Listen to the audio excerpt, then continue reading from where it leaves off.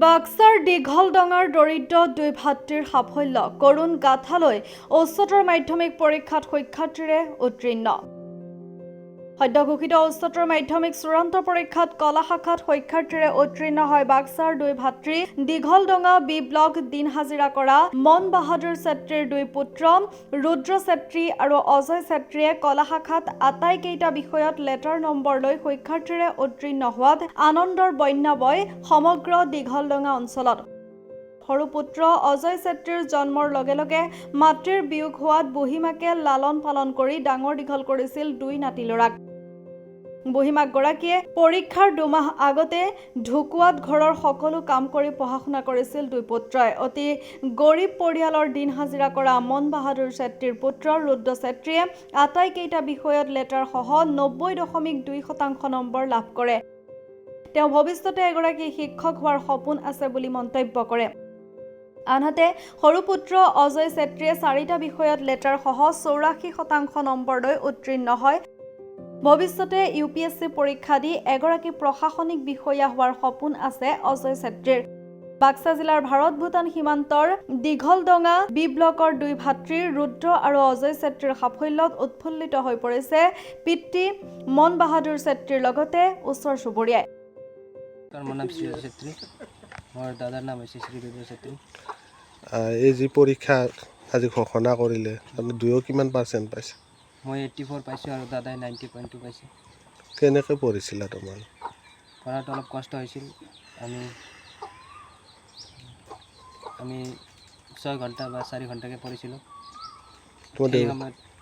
আবুৰ অলপ বেমাৰ হৈছিল যিহেতু তাৰ কাৰণে অলপ অসুবিধা পাইছিলোঁ ৰন্ধা বঢ়া কৰাত অসুবিধা হৈছিল আমাৰ দেউতাও অলপ সুবিধা আমাক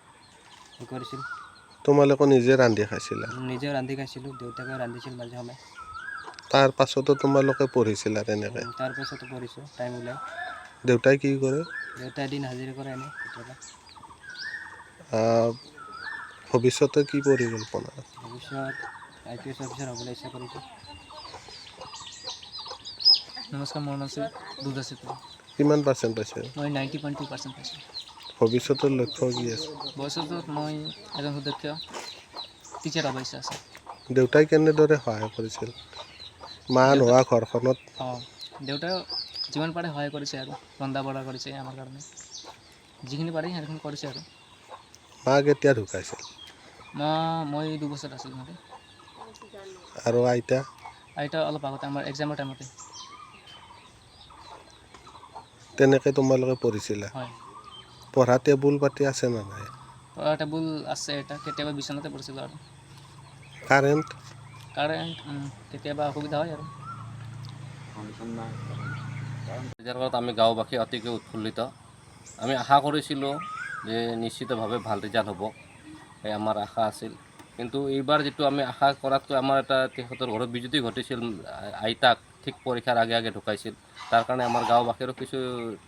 চিন্তা হৈছিল যে এইবাৰ ভাল ৰিজাল্ট কৰিবনে নকৰে কিন্তু সেই গোটেই বাধা অতিক্ৰম কৰি তেখেতসকলে ভাল ৰিজাল্ট কৰাৰ কাৰণে আমি গাঁওবাসী অতিকৈ উৎফুল্লিত কেনেধৰণে তেওঁলোকক আগতে সহায় কৰিছিল বা ভৱিষ্যতে কেনেকৈ কৰিব আগতে আমি যিবিলাক খৰচ পাতিৰ ক্ষেত্ৰত কিছু গাঁৱৰ মানুহে হেল্প কৰিছিলোঁ আৰু আমি আশা ৰাখিছোঁ আগন্তুক যিবিলাক তেখেতৰ পঢ়াৰ যিটো ক্ষেত্ৰত আমি গাঁওবাসীয়ে নিশ্চয় সহায় কৰিম আৰু আমি চৰকাৰী পক্ষকো আবেদন জনাইছোঁ আজিয়ে যাতে এই দুখীয়া পৰিয়ালটোক যাতে আগন্তুক পঢ়ি নিয়াৰ ক্ষেত্ৰত পঢ়া পাতিৰ ক্ষেত্ৰত অন্ততঃ কিছু সহায় কৰে তাৰ কাৰণে আমি চৰকাৰকো আজি এই আপোনালোকৰ জৰিয়তে আমি আবেদন জনাইছোঁ বাক্সাৰ পৰা নিৰেন কুমাৰ শৰ্মাৰ ৰিপৰ্ট গ্লোবেল NE 24/7 সমগ্ৰ পশ্চিমবংগৰ তাঁতশালৰ বস্ত্ৰ প্ৰস্তুতকাৰী বিবি টেক্সটাইলে আনিছে সুখবৰ শাৰী মেখেলা চাদৰকে ধৰি অন্যান্য বস্ত্ৰ প্ৰস্তুত কৰি লাভ কৰিছে সমাদৰ অতি কম মূল্যতে গ্ৰাহকৰ প্ৰয়োজন পূৰণ কৰিব পৰাকৈ প্ৰস্তুত কৰিছে ৰেডিমেড শাৰী মেখেলা চাদৰ ডিলাৰশ্বিপ হোলচেলাৰ ৰিটেইলাৰৰ বাবে যোগাযোগ কৰিব পাৰে যোগাযোগৰ নম্বৰ 9434158715 নাইবা 9333192498 নম্বৰত